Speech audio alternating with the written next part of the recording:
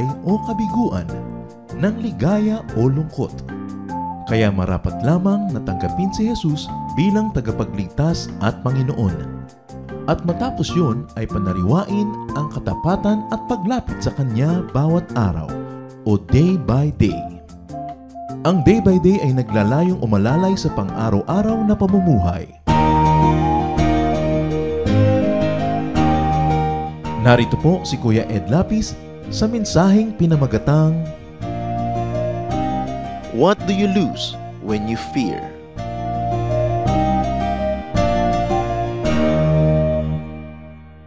Sabi po sa 1 Peter 3:14, do not fear what they fear. Do not be frightened.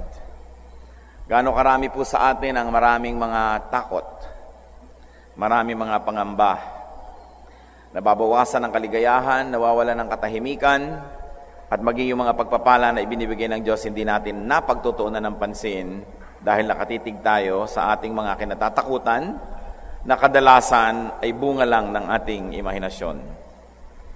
The Lord said, do not fear more than 50 times in the New Testament alone. Isa sa kanyang mga laging bilin, huwag matakot.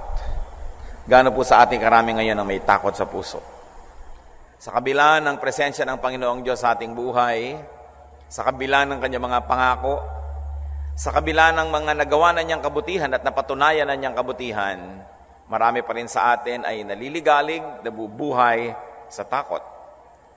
But the problem is you lose a lot when you are afraid.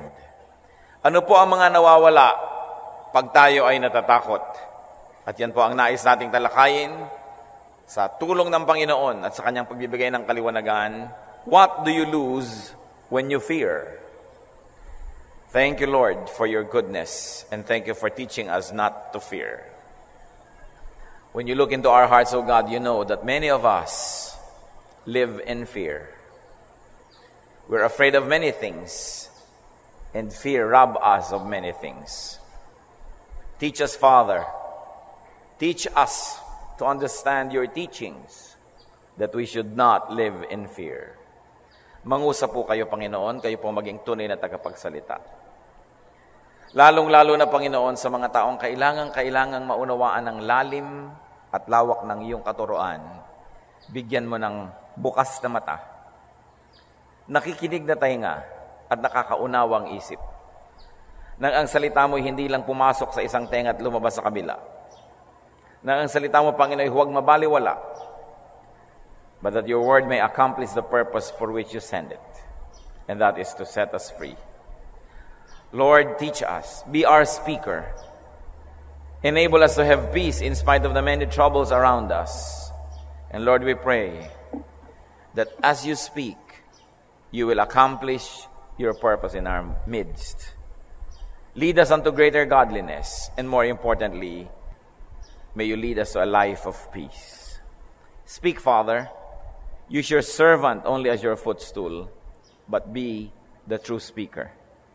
May you answer our questions, strengthen our weaknesses, and enlighten our blurred vision. Teach us, Father. In the name of Jesus, your Son, our Lord, we pray. Amen. What do you lose to fear? Marami pong nawawala sa isang taong takot at sa isang taong nabubuhay sa takot. When afraid, you lose, first of all, time. You lose time. Malaking pag-aaksaya ng oras at panahon ang takot at ang pagiging takot. Time that could otherwise be dedicated to fruitful work and to peaceful rest is misspent. Binibigyan tayo ng panahon ng Diyos para sa lahat ng bagay. Panahon na magtrabaho, panahon na mamunga, panahon na magpahinga. Subalit ang lahat ng yan ay nasisira kung tayo nabubuhay sa takot sapagkat wala tayong ma-accomplish. Oras ng pahinga, hindi ka makapagpahinga. Oras ng tulog, hindi ka makatulog. Oras ng trabaho, hindi ka makapagtrabaho. Sinisira ng masasamang espiritu ang timetable ng Panginoon para sa atin. So you lose time when you worry and when you are afraid. Also, you lose energy. Malakas magpapagod ang takot. Kumisan nga, panaginip pa lang nasa panaginip nyo, kayo natatakot, may humahabol sa inyo, merong gustong gumawa ng masama. Paggising nyo, pagod na pagod kayo, na parang totoong nangyari. Because what we imagine in the mind happens in another sphere. It happens in another level of truth. Although it may not always happen in the physical world. Pero meron yan na bunga. At masaklap ang bunga ng pag-aalala at takot. Because it makes you weak. It drains you of your energy. Proverbs 17:22, a crushed spirit dries up the bones. Nakatutuyo ng buto, yaang malugmok, malungkot, mag-alala, matakot. Napakahirap na gawin. When afraid, you lose peace. Especially peace of mind. And when afraid, the tendency is for you to infect other people to the point that they are also disturbed. When afraid, you lose your cheer, your happiness, your cheerfulness. Nawawala ang sigla, ang saya, ang katahimikan, and you also lose soundness of mind. Nasisira ang proseso ng pag-iisip, nababawasan ang katalinuhan, nalilito at maraming maling nagagawa. What's more, when you're afraid, you lose your dignity. Warriors, fearful people, debase themselves. Pinabababa ang pagkatao noong may katawan, noong may sariling isip, kung siya ay nabubuhay sa takot. Maging si David, isang mahusay na mandirigma, magiging hari ng Israel, napakagaling na tao, pero dahil pinangunahan ng takot, nagbaliw-baliwan, kahit na ang kanyang sariling dignidad ay napabayaan. Sa 1 Samuel 21:12-13, David took these words to heart and was very much afraid of Achish, king of Gath. So he pretended to be insane in their presence. And while he was in their hands, he acted like a madman, making marks on the doors of the gate and letting saliva run down his beard. Alam niyo po noon sa Israel at sa mga kanugnog bayan, ay may kaugalian na hindi mo pinapatay ang isang taong baliw. At sa takot itong si David na siya'y masaktan, ay nagbaliw-baliwan. Hayaan na lumolobo ang kanyang laway at tumutulo sa kanyang bigote. Kinakalmot-kalmot niya yung mga pintong kahoy hanggang magkaroon ng uka at marka ito. Nagpanggap siyang nababaliw dahil siya'y natakot na masaktan. When you're afraid, you lose God's favor. You lose God's blessings. Why? Because fear means lack of faith. Yang takot ay nagpapahayag lamang ng kakulangan ng pananalig at pananampalataya. At ang pananampalataya ang unang hinahanap ng Diyos upang tayo ay kanyang katuwaan. Hebrews 11:6, and without faith, it is impossible to please God. And when God is not pleased, what kind of blessings can anyone expect? Kaya napakahalaga po na may pananalig. Fear and worrying rob people of many things. Fear and worrying do not bring good to anyone. Luke 12:25-26, who of you, by worrying, can add a single hour to his life? Since you cannot do this very little thing, why do you worry about the rest? Oo nga naman. Sino nga naman sa kabila ng ibayong pag-aalala ang makapagdadagdag isang oras man lamang sa haba ng kanyang buhay?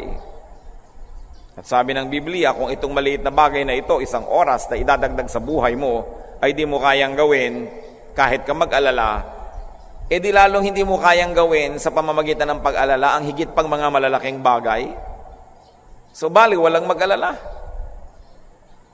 Mag-aalala ka tungkol bukas, wala pa nga yung bukas na hindi mo pa nga alam kung buhay ka pa bukas, nag-aalala ka pa. Nag-aalala ka tungkol sa next week, sa next month, sa next year. Meron akong payables next month, meron akong payables next year. Pag gusto po nating mag-alala tungkol sa darating pa, ang kailangan lang natin gawin ay lingunin ang mga nakaraan na at itanong nyo sa sarili nyo at sa Diyos, nagkulang na ba siya? Kasi kung nagkulang na ang Diyos, dapat patay ka na ngayon. Nagkulang pala siya eh. Nagkulang siya ng proteksyon, di napahama ka na hanggang mamatay dapat. Nagkulang siya ng provision, di dapat namatay ka na sa gutom. Nagkulang siya ng pag-aalaga sa iyo, so dapat namatay ka na sa pagkakapabaya sa iyo ng Diyos. Pero dahil buhay ka pa, kumisan nga overweight pa, kumisan nga ang inaalala mo dahil yung mga iiwan mong pamana kaya kalitong-lito. Hindi dahil wala, kundi dahil meron. At kung nalilito tayo at nag-iisip tayong walang-wala tayo, mag-isip-isip kayo. Madaling matakot sa kinabukasan, pero ang kailangan lang gawin, lingunin ang nakaraan at sabihin nyo sa sarili nyo, bakit nandito pa ako? Bakit nakatayo pa ako? Bakit buhay pa ako kung nagkukulang ang Diyos? All we have to do is remember God's good track record, and our faith will definitely be strengthened. How then can we avoid fear? How can we avoid losing to fear? Paano maiiwasan na malugi dahil sa takot? Unang-una, the obvious must be done. Do not fear. Huwag matakot. Do not worry. Natatandaan ko nung araw when I was in college, ang madalas mong maririnig, makibaka, huwag matakot. Mabuti pa yung mga taong yun at alam nila na hindi dapat matakot. Ang mga anak pa kaya ng Diyos ang dapat matakot. Not to fear is a decision. Ito'y isang pagpapasya. Para matakot, kailangan ka mag-decide na ikay matatakot. Kailangan ka magpasyang ikay magiging matatakotin. Pero para rin huwag matakot, kailangan magpasyang hindi ako matatakot. It is a decision. Because when you have already decided that you would be afraid, then everything else will fall in line and you really will be afraid. John 14:27. Do not let your hearts be troubled and do not be afraid. Utos ito ng Panginoon, the words of the Lord Jesus Christ. Nasa kamay pala natin kasi sabi niya, do not let your hearts be troubled. Do you think the Lord is going to command something that is undoable? Mag-uutos ba siya na isang bagay na hindi pala kayang sundin naman Sabi niya, huwag kayong matakot. Huwag niyong hayaan na maguluhan ang inyong puso. Ibig sabihin, nasa ating kamay, nasa ating desisyon kung papayag tayong matakot o hindi. Joshua 1:9, have I not commanded you? Be strong and courageous. Do not be terrified. Do not be discouraged. For the Lord your God will be with you wherever you go. Wala pa tayong nakitang sinabing, do not die, because it is not in your power if you die or live. Pero yung sinabing, do not be afraid, ibig sabihin, pwede. Iniuutos, pwedeng sundin. So, kung sino man sa atin ang mahilig matakot, change your mindset. Change your mind. Reset your mind.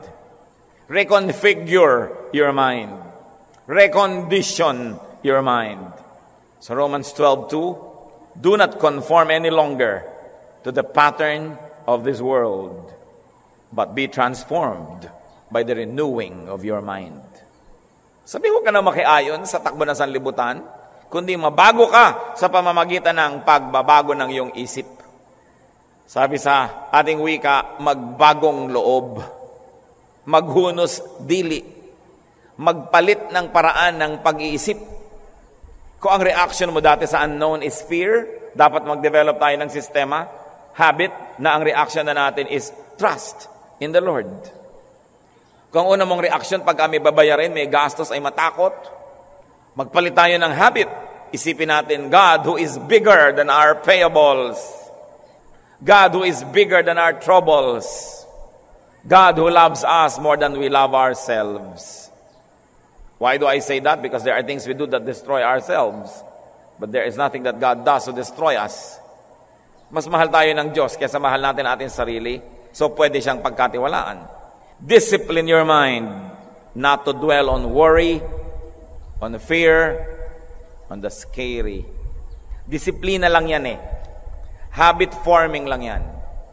So ano pong una nating dapat gagawin para mabago ang ating buhay at huwag tayong mabuhay sa takot? Is 1, decide not to fear. And 2, important, rest. Magpahinga. Magpahinga. Ang ganda-ganda ng Tagalog sa rest, magpahinga. Na ang root word ay hinga. is when huminga ka, magpahinga ka, have time to breathe, to inhale, exhale. Kahit po sa mga tao na nagkakaroon ng mga physical troubles, sasabihin, relax, inhale, exhale.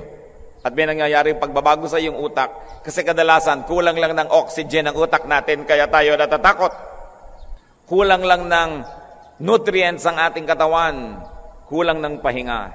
Sabi nga ng isang magandang sinulat ng kung sino, many fears are born of fatigue. Maraming takot, anak lang ng pagod. Magpahinga ka at mawawala yung mga anak niya na takot. Pag kayo po'y maraming kinakatakutan, dalawa lang yan eh. Sobra kayong maraming ginagawa, pagod na pagod kayo, o wala kayong ginagawa.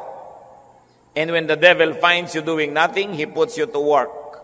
Because an idle mind is the devil's workshop. So a mind that is too busy and too idle will find lots of things to be afraid of.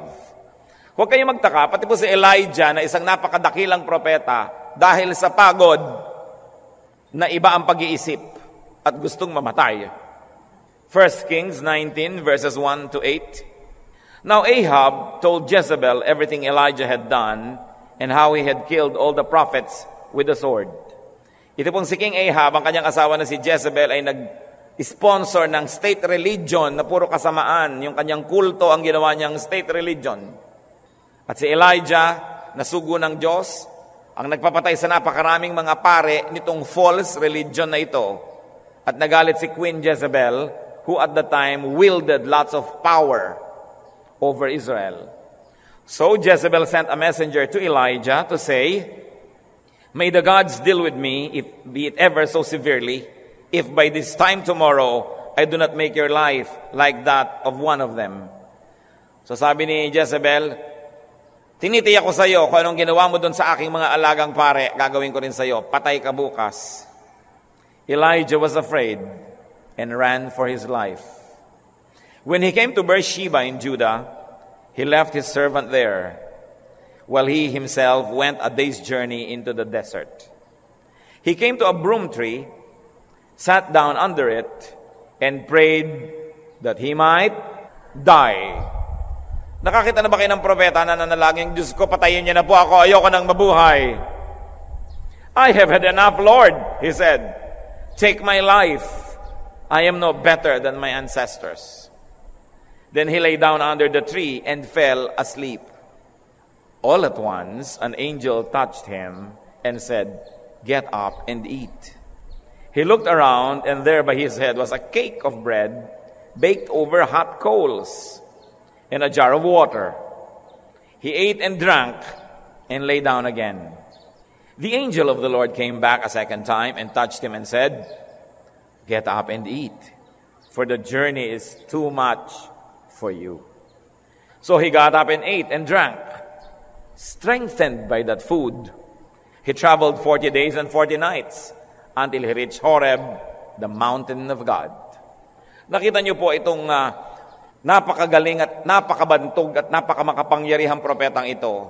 Napagod siya sa kanyang kabanalan. Napagod siya sa kanyang mga kabayanihan sa dami ng kanyang campaign against this false religion. And when he was tired, he received a message from Jezebel, "Papatayin kita."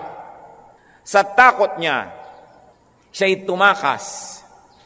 At matapos ang isa pang lalong nakakapagod na pagtakas, naglakad pa siya ng isang buong araw. At pagkatapos nung narating niya yung kanyang gustong puntahan, sabi niya, "Diyos ko po, patayin niyo na nga ako. Sobra-sobra na ang aking mga dinaranas." Isang propeta na dahil sa pagod, dahil sa gutom, ayan ang nangyari sa utak. Gustong mamatay. Kung meron po sa atin, na kuminsan ay gusto na nating mamatay, lalo't dinadaya tayo ng espiritong gusto nating magpakamatay, ng mga masasamang espiritu, pagod lang kayo, magpahinga. So, paano po ako magpapahinga? Ang dami ko nga problema. Magpahinga. Sometimes, kailangan mo sundin yung prescription ni Mao Zedong. Ano bang sabi niya? 1 step backward, then 2 steps forward. Ang sasakyan man, kung minsan kailangang umatras, para makaabante. Kung kayo nasa isang garahe at nasa harap ng sasakyan nyo yung dingding, di ba't kailangang umatras muna kayo bago kayo umabante? Ba't kayo aabante ng aabante kung tiyak na babanggalang kayo? So bakit pipilitin sumigi ng sumigi, sumugod ng sumugod kung di nyo na kaya? Magpahinga. Ang Diyos nga nagpahinga eh. So, pastor, hindi ko po kaya magpahinga, mapapahamak ang buong daigdig. Kahit si Darna, kung minsan nagiging Narda, nagpapahinga din siya. Kahit ang mga superhero, kung minsan ordinaryong tao lamang sila. Huwag niyong isipin na pag tumigil kayong maghanap buhay, tumigil kayong magsikap, tumigil kayong mag-alala, tumigil kayong magbunganga, at tumigil kayong magalit, ay titigil din ang mundo. Isipin niyo na lang, umaandar ang buong Inglaterra, wala kayo doon. Umaandar ang buong Australia at maayos naman ang andar, wala naman kayo doon. So aandar din ang buhay ng pamilya nyo kahit paminsan-minsan kayong mawala, magpahinga at manahimik.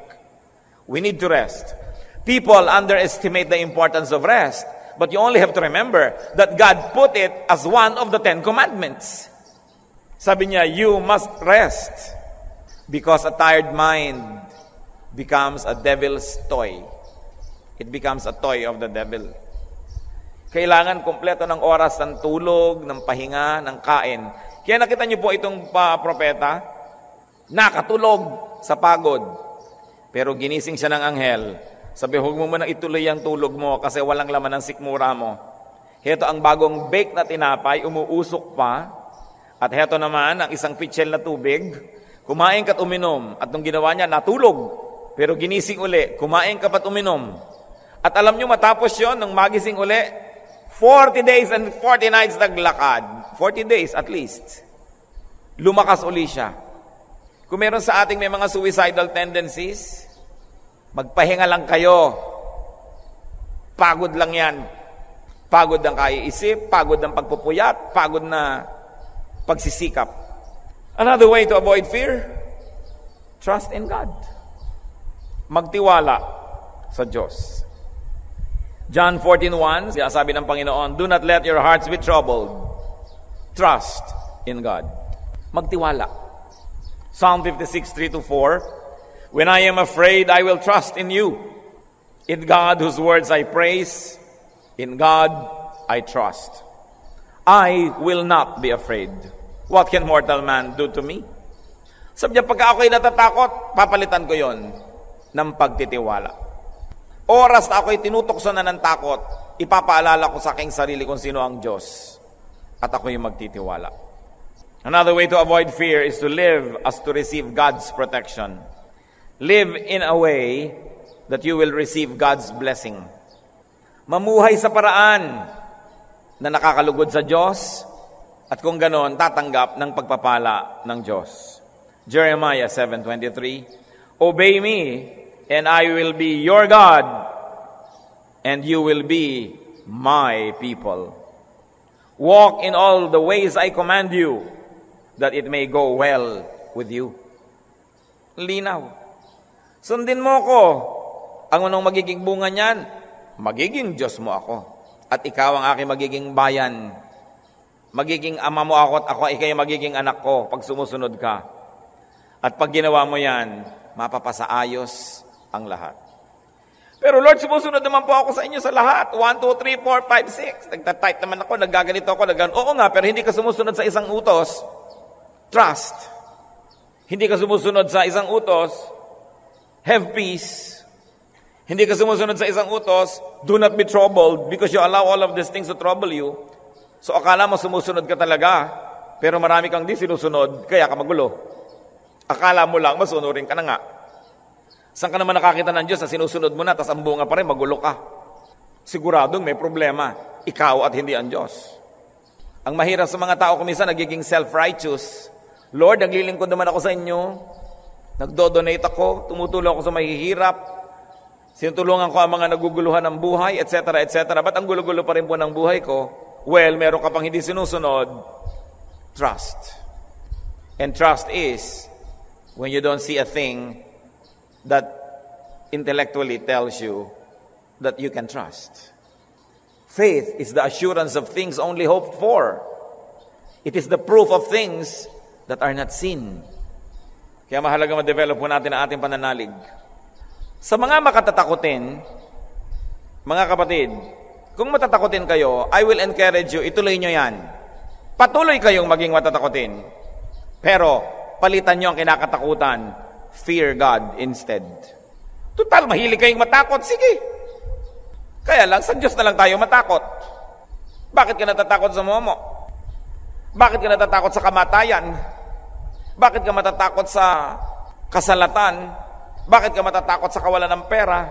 Matakot ka sa Diyos. Psalm 33:18, but the eyes of the Lord are on those who fear Him, on those whose hope is in His unfailing love. So what does this verse tell us? That God gives us undivided attention. His eyes are on us. Psalm 34:7, the angel of the Lord encamps around those who fear Him, and He delivers them. Pinaliligiran ng mga anghel ng Diyos ang mga taong may takot sa Diyos. So God promises protection. But many people fear the enemy, not God.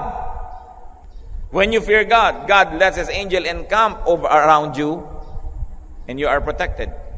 Psalm 111 verse 5, He provides food for those who fear Him. He remembers His covenant forever. Provision ang isang pangako dito. So what do we do? Stop all your needless losses to fear. Sobrang marami nang nalulugi sa inyo pag tayo'y natatakot. Si Abraham, isa sa mga pinakadakilang lalaki sa Biblia, but Abraham lost his holy standing to fear for his life. Sa takot na mamatay, nung naglalakbay sila ng napakaganda niyang asawang si Sarah, natakot siyang pag-interesahan ng mga Egyptians ang kanyang asawa at patayin siya para mawala siya sa landas. Huwag siya maging sagabal.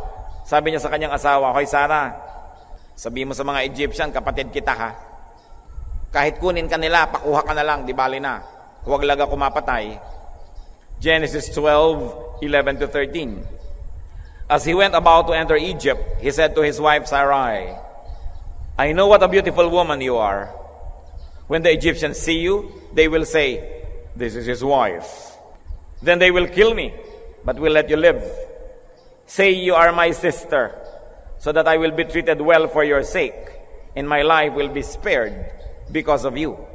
Kita niyo po, willing to si Abraham na yung asawa niya ay makuha ng iba, huwag lang siyang mapahamak dahil sa takot nawalan siya ng kanyang dignidad. Si King Saul lost his crown to fear of David. 1 Samuel 18:12, Saul was afraid of David because the Lord was with David but had left Saul. At dahil doon kung ano-anong ginawa nitong si Saul ng mga kabalbalan dahil natatakot kay David. Pati si David, nawala ang kanyang magandang testimony, ang kanyang moral bearings sa takot niya na ma-expose ang kasalanan niya na siya'y sumiping sa asawa ng isa niyang kawal. Nasa giyera ang kanyang mga kawal, pinakuha niya yung asawa.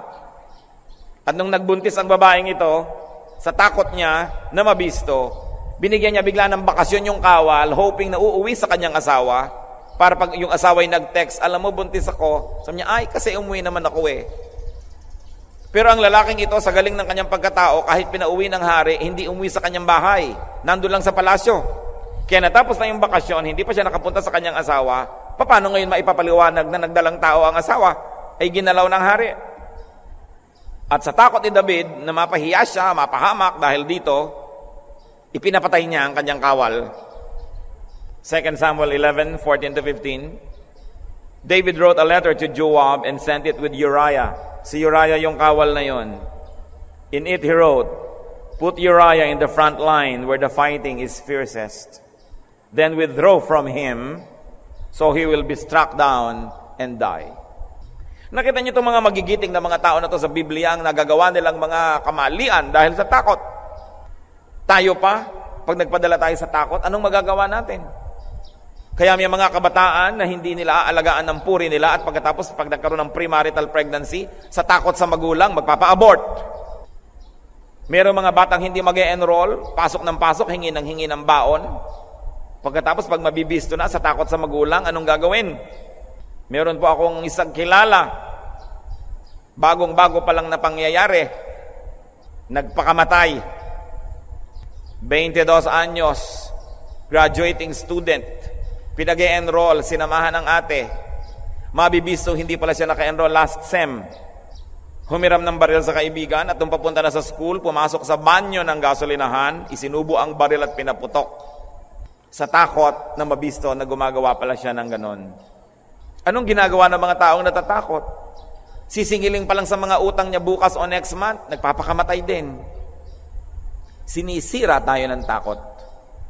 Pati si David, pati si Abraham, pati si Peter. Nangako yan sa Diyos, sa Panginoong Jesus. Hindi ko po kayo itatatwa kahit mamatay ako. Pero nung hinuli na ang Panginoon, at si Pedro susunod-sunod, bubuntot-buntot, at nakilala siya at namukhaan. Sabi ng mga tao, di ba kasama ka rin ni Jesus? Hindi Itinatwa niya ang Panginoon. He lost his testimony, his good standing, and his joy to fear. Matthew 26, 69 to 74. Now Peter was sitting out in the courtyard, and a servant girl came to him. You also were with Jesus of Galilee, she said. But he denied it before them all. I don't know what you're talking about, he said. Then he went out to the gateway where another girl saw him and said to the people there, this fellow was with Jesus of Nazareth. He denied it again with an oath. Pexman, sabi niya, di ko siya kilala. I don't know the man. Promise to die. Swear to die ba yun? May oath pa eh. After a little while, those standing there went up to Peter and said, surely you are one of them, for your accent gives you away. Then he began to call down curses on himself, and he swore to them, I don't know the man. So para makumbinsi lang ni Peter na hindi siya kasama ni Jesus, nagmura pa. Para lang maging convincing ang kanyang denial. What happens to people when they are afraid? Kaya ang kautos-utosan ng Panginoon, do not be afraid. And very especially, do not fear men. Huwag matakot sa tao. Psalm 27 verse 1, the Lord is my light and my salvation. Whom shall I fear? The Lord is the stronghold of my life. Of whom shall I be afraid? At sa Hebrews 13 verse 6, so we say with confidence, the Lord is my helper, I will not be afraid. Tatandaan nyo yan, Hebrews 13:6. The Lord is my helper, I will not be afraid. And do not fear even evil spirits. Psalm 23 verse 4, even though I walk through the valley of the shadow of death, I will fear no evil.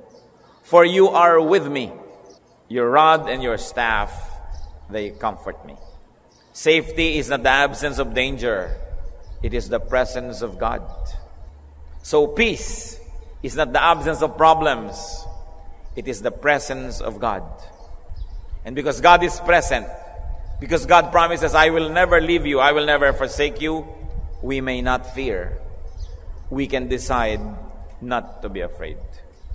I like to ask each and every one of us, what do you lose to fear?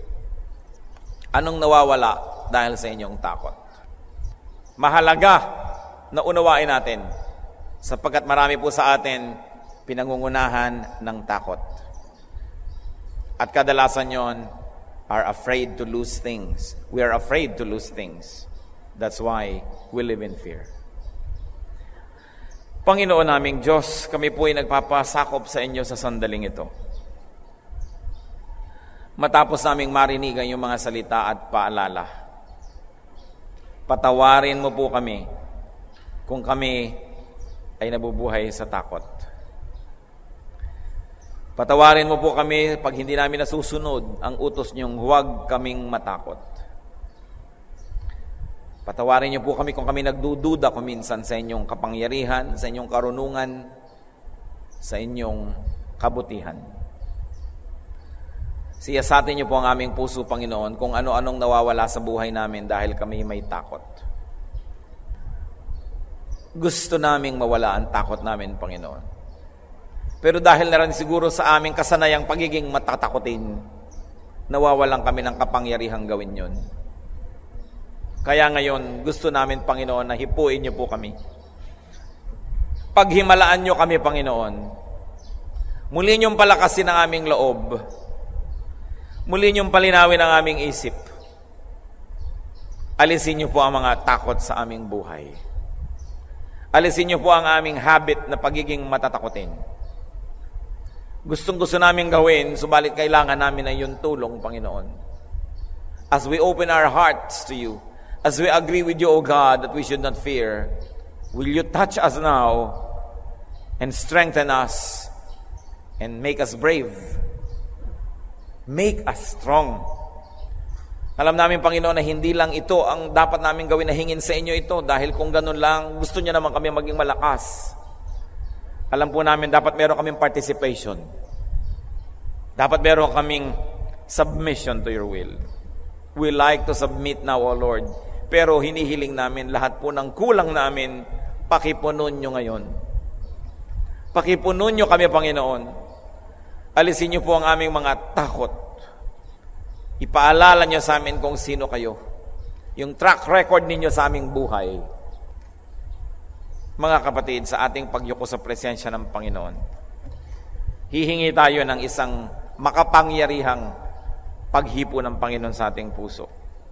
Sino man sa inyo ang may mga takot, lalo't paulit-ulit na takot, panghihina ng loob, nais nyo ngayon na ang Panginoon ay hipuin kayo. Nais niyong humingi ng kapangyarihan na mawala ang takot at maging matapang. Tumayo kayo at hihingi tayo sa Panginoon. Kailangan kilalanin natin na, Lord, meron po akong takot. Kinikilala ko rin po na kasalanan nito. Isang pagkukulang ng pagtitiwala sa inyo. Ayokong mabuhay sa takot, Panginoon. Ayoko na masira ang aking pag-iisip dahil sa takot. I don't want to be twisted and I don't want to be destroyed by fear. But I need you, O God. At this point in my life, I cannot do it. So I need a touch from you. Sino po ang may mga ganitong dalangin, tumayo at tayo hihiling sa Panginoon? Diyos na makapangyarihan sa lahat. Diyos ni Moses, Diyos ni Abraham, Diyos ni David, Diyos na lumikha sa amin, Diyos na makapangyarihan sa lahat-lahat. Masdan niyo ang iyong mga anak. Damaged by fear, weakened by fear, sometimes even blinded by fear. Lord, from your throne of power, may you arise and descend upon your people. I pray to you, O Father, in the name of your Son, Jesus, our Lord and Savior, in behalf of what He did on the cross, and for the sake of your love and for the sake of who you are, touch our hearts. Do what we cannot do at this point in our weakened state. Strengthen us. Kumilos kayo sa isang paraan na lampas sa kaya naming maunawaan at maisip. Maghimala kayo sa aming puso. Bigyan mo, Panginoon, ng panibagong lakas ng loob ang iyong mga anak. Bigyan mo ng panibagong lakas ng loob na harapin ang mga pagsubok. Naharapin ang mga hirap na dinaranas.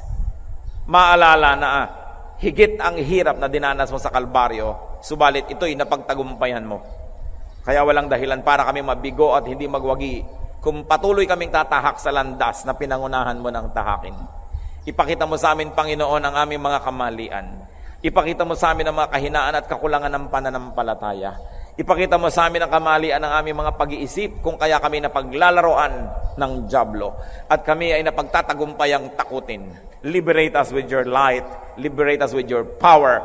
Visit us with your strength, O God. Touch our hearts and lives as we open our whole being to you, O Father, God of Abraham. Touch us and make us strong. Make us brave. Give us your spirit, your victorious spirit. Give us your can-do spirit.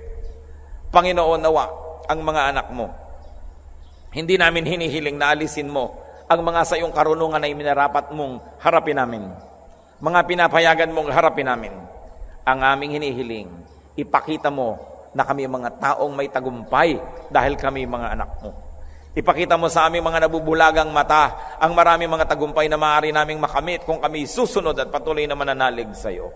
In the name of Jesus, we reject the spirit of deception, the spirit of hopelessness and weakness. We rebuke from our presence the spirit of despair, the spirit of suicidal tendencies. We reject by the power of the living God.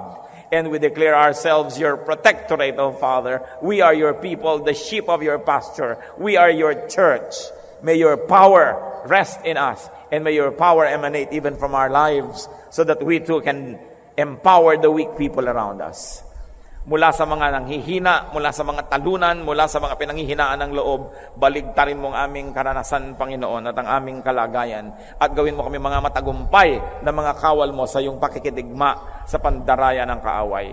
Lord, by your power and because of your will and goodness, dispense blessings to your people who are standing before you right now. May your righteous hand lift people up of gloom, of loneliness, sadness, hopelessness, and weakness. And may you remember us, Lord, as you always do. And may we remember that you never forget us. Lord, nawa ang kapangyarihan mong walang hangganan.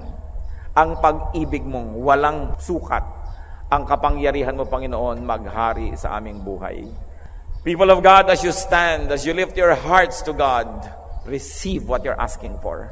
Receive in faith. Receive the blessing, the strength, and the strengthening that you're asking for. And may the Lord add to your faith, and to your faith wisdom, and to this wisdom good deeds. Lord, may you be glorified in our lives. Mabaligtad nawa, Panginoon, ang lahat ng mga negative na nangyayari sa inyong mga anak. Ang lahat ng mga takot, ang lahat ng mga pangamba at panghihina ng loob, palitan mo ng tapang. Kaya niyong gawin ito at nananalig kami, Panginoon, na kung kami susunod sa inyo, ito po'y magaganap. People of God, thank God for receiving what you have asked of Him.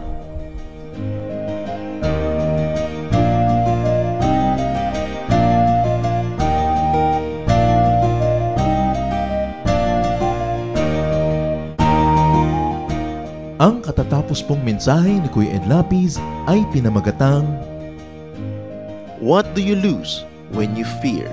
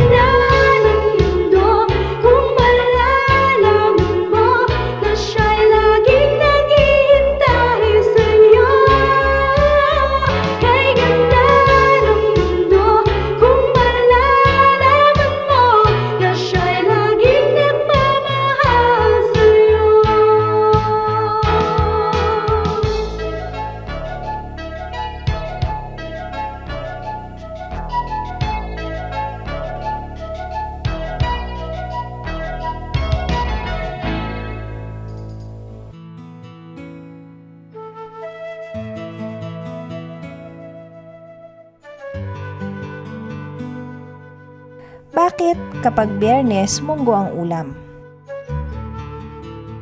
Ang munggo kasi maraming protein. At alam niya na ating mga ninuno na mabuti sa katawan. Ngayon, dahil sa relihiyon, nagkaroon ng pangingiling kung Biyernes at nagkaroon ng tradisyon ng marami na huwag kakain ng karne kung Biyernes. So ano magandang substitute? Munggo. Kasi maraming protein yan.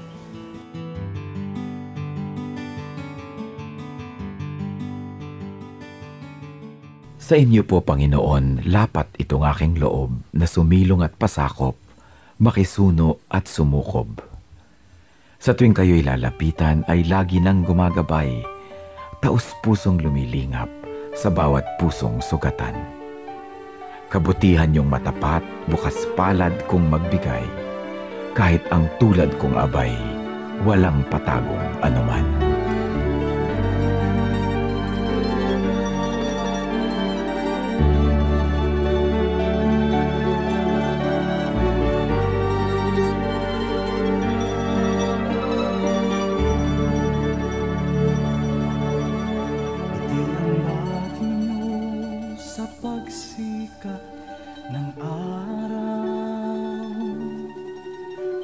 Sa karilagan ng takip siling at sa kandili nyo ako'y hindi maliligaw. Latnan man ng unos sa lalim ng dilim. Kung sisikapin kong bilangin ang mga bituin, isa-isahin ko man bato sa buhangin.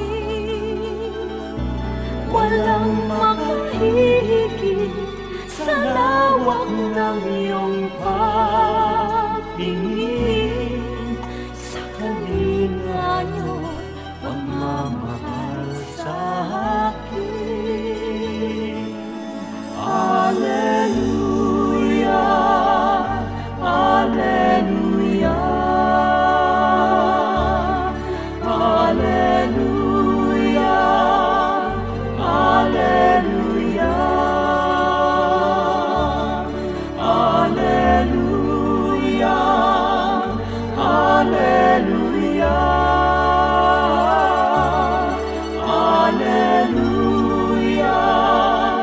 Alleluia.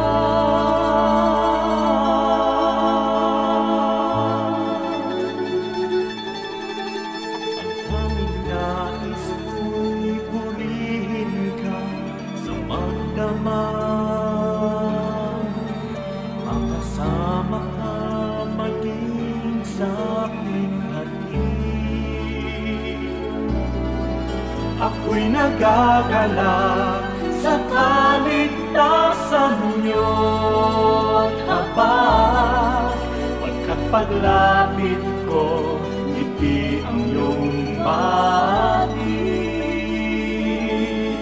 Alleluia, Alleluia, Alleluia, Alleluia, Alleluia, Alleluia.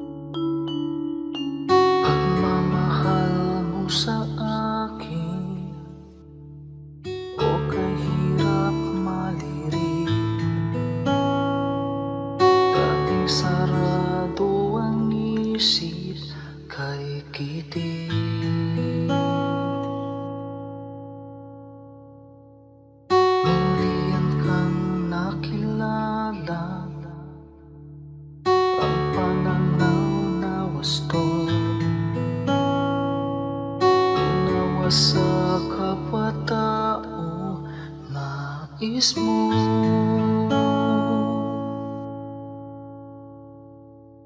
O Jesus, ang iyong pag-ibig ay hindi nagtatangi.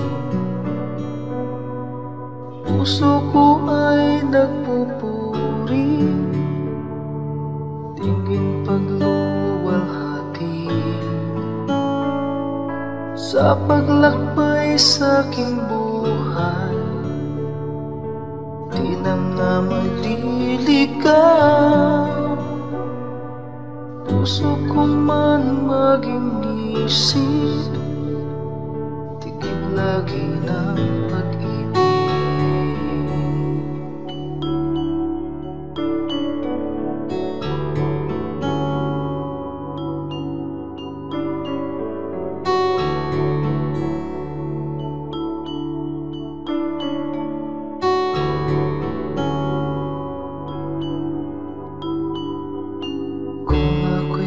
Magsalita man, wika ng bawat tao. Kung pag-ibig ay wala, tila batingaw.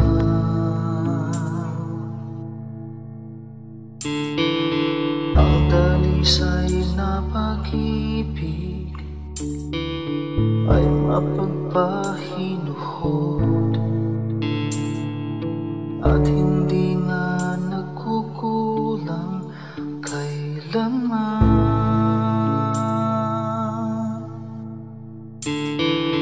O Jesus, ang iyong pag-ibig ay hindi nagtatangi. Puso ko ay nagpupuri, tingin pagluwalhati sa paglakbay sa aking buhay. Di na nga maliligaw, puso ko man maging isip, tigib lagi ng pag-ibig.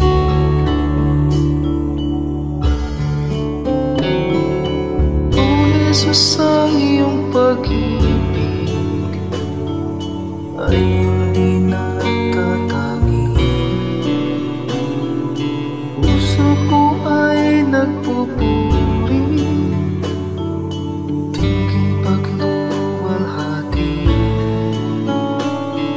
sa paglakbay sa aking buhay.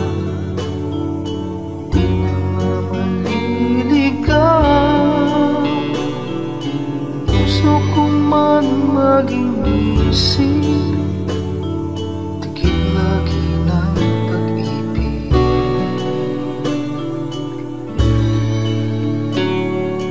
Puso ko man maging isip, tigib lagi ng pag-ibig.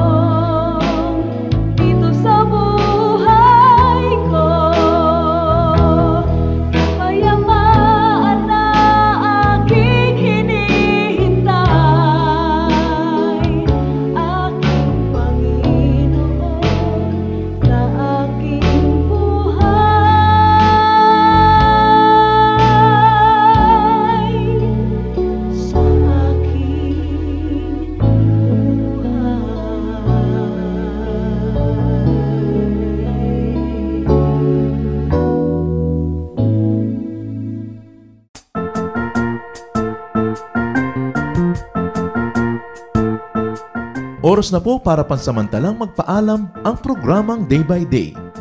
Tayo po'y magsama-sama tuwing ika-6 hanggang ika-7 ng umaga, araw-araw. Magandang umaga po at mabuhay ang Panginoong Hesus!